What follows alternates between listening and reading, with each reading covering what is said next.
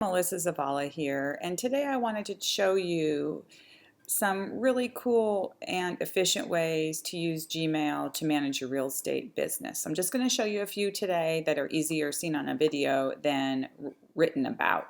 And the first thing, so I really like Gmail for the efficiency of running the real estate business. I think I like it better than any other email client right now, at least, that I've been using. So let me show you first how you can keep your inbox small enough so you can keep a free account if you have a free account. So down at the bottom, see I'm scrolling to the bottom, it shows you how much of your Google Drive you're actually using. So in this particular account, it's 4.67 gigabytes, 31% of 15 gigabytes free. Now you can always buy more space for $1.99 a month. At the time that I'm talking about this, it's $1.99 a month. Or you can also decrease the amount of space you're using. And this is not just space in your email, it's space across your whole Google Drive, so that would include any Google Docs, Google Sheets, things like that. So an easy way to keep your size low, and we're really good about doing that, you can see here we're only using 31%, is that you can use this search bar up here, which of course, by the way, you can use the search function on Gmail is really, really robust. So take a look at that and utilize that. But all you have to do is put in the following: larger, colon, no, it looks like I've done it before, then 1 megabyte or 5 megabytes or whatever you want. That's your size, space, older, underscore than. And since I've done it fairly recently, I think I'll keep it to 6 months, but you can do one year, 1Y, 2Y, 3Y. And depending on how you manage your transactions, where you save stuff, what your state laws are about how long you have to retain things, you would want to put in a different amount. So I just to show you to replicate I'm going to put 6 months. So here we go, and I'm going to hit search, and it's going to provide me a list of any emails that I have that are larger than 1 megabyte, so they're taking up a good amount of space of my 15 gigabytes. So as an example, I helped an agent that I know, and we went back older than 4 years, larger than 5 megabytes, and she was able to free up like 40% of the space in her Gmail just by doing that exercise and deleting everything. Of course, she had all of her files backed up in Dropbox and in the cloud, so it was okay for her to delete this stuff because it was older. It was pretty old. But this is a great way to decrease the amount of stuff in your inbox. But don't delete anything you're going to need, related to your transactions.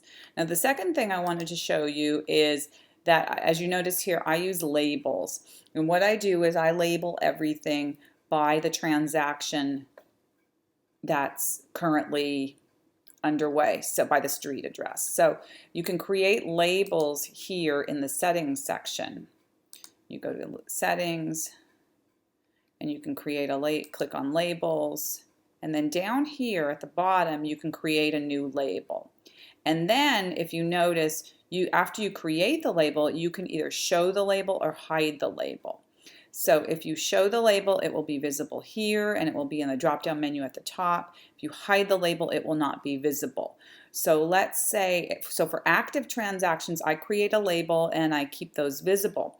When the transaction is closed, I then hide the label, maybe you can see down here, and I keep it in another area called closed files right there. So, and then if you don't want to always be assigning labels, if you get a lot of email, what you can do is then you can, after you've created your label, so you would click here to create the new label, and you just give it a name, and then once it's created, you can assign a color to it, whatever you want right there. So now, after you create the label, what I recommend is that you create a filter. So go back to settings to do that. And in filters, you can create a filter, and what that will do is create a new filter. And then you don't have it, maybe you're getting a lot of emails from one person and they're all related to a specific transaction. So you can put that from address here, and then what you would do is after you would put that in, so I'm just going to put myself just so we can get to the second page. So from Melissa Zavala, and has the words real estate in it. and then you get to the next screen. So you click create a filter for this search. And of course there's 0 emails that it's found. But what you can do is you can say when a message arrives that matches this search, so from me with the words real estate, you can star it, mark it as read. You can skip the inbox and archive it. You can forward it. You can delete it.